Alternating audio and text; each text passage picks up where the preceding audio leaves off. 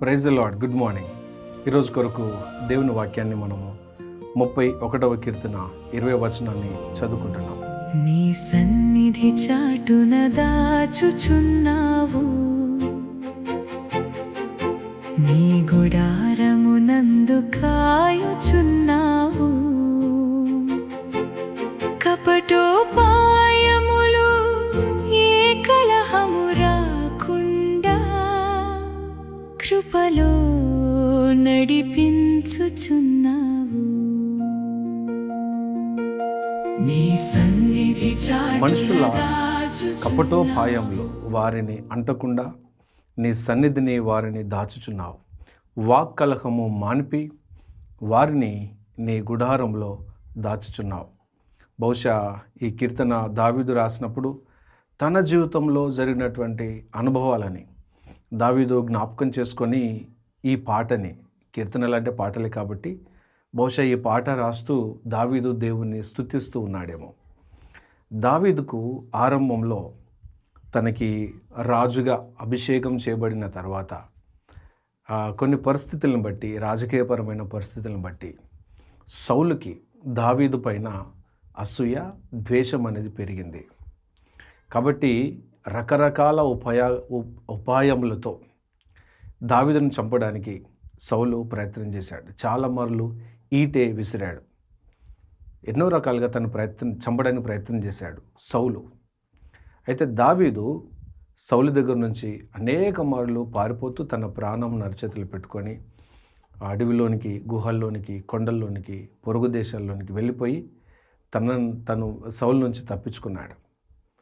బహుశా ఈ సందర్భం తనకి గుర్తొచ్చిందేమో. దావీదు రాస్తున్న మాట, మనుషులు కపటోపాయములు కలిగి ఉంటారు. కపటమైనటువంటి వారు మనుషులు. వారు ఎన్ని రకాలుగా నాకు వ్యతిరేకంగా ఉపాయములు కలిగి ఉన్నను, అపాయాలు కలిగించినను, వాటిని నాకు తాకకుండా దేవుడు తన సన్నిధిలో నన్ను కాపాడాడు అనే విషయాన్ని దావీదు గుర్తు చేస్తున్నాడు. ప్రియమైన వాళ్ళరా, మనకు సాతాను ఎన్ని రకాలుగా మనల్ని ఇబ్బంది పెట్టినా ఆ ఇబ్బంది, ఆ శోధన, శ్రమ కొన్నిసార్లు మనకు తాకొచ్చు, కానీ దేవుడు ఎల్లకాలం తన సన్నిధిలో మనల్ని దాచేవాడు. తన సన్నిధి చాటున దేవుడు దాస్తాను అని తెలియజేస్తున్నారు. నీకు వ్యతిరేకంగా కలీగ్స్ కానీ, ఆఫీస్లో కానీ, బిజినెస్ ప్లేస్లో కానీ, బయట మార్కెట్లో నిన్ను ఎన్ని రకాలుగా నిందించినా, నీకు ఎన్ని రకాలుగా ఇబ్బందులు, నువ్వు ఇబ్బంది పడితే ప్రజలు సంతోషపడతారు. కొన్నిసార్లు మనం ఇబ్బంది పడితే ప్రజలు సంతోషపడతారు. ముఖ్యంగా మన బంధువులు, మనం ఇబ్బందులో ఉన్నాం, నవ్వుల పాలయ్యామంటే వాళ్ళు కొన్నిసార్లు సంతోషపడతారు. అది పెద్ద వార్తగా మారుమోగుతూ ఉంటుంది. అయితే మనకు ఆపద కలిగితే ప్రజలు సంతోషపడవచ్చు, కానీ మనకు ఆపద కలిగితే దేవుడు ఆపదలో సంతోషించేవాడు కాదు. దేవుడు ఆపద నుంచి మనలను తప్పించేవాడు. వాక్కలహము మానిపి అని కూడా అందులో రాశాడు. వాక్కలహం అంటే జగడములు, పోట్లాట. ఇలా వాక్కలహము కలగకుండా, జగడములు, గొడవలు కాకుండా దేవుడు దాన్ని మాన్పేసి తన గుడారంలో దావీదును దాచాడంట.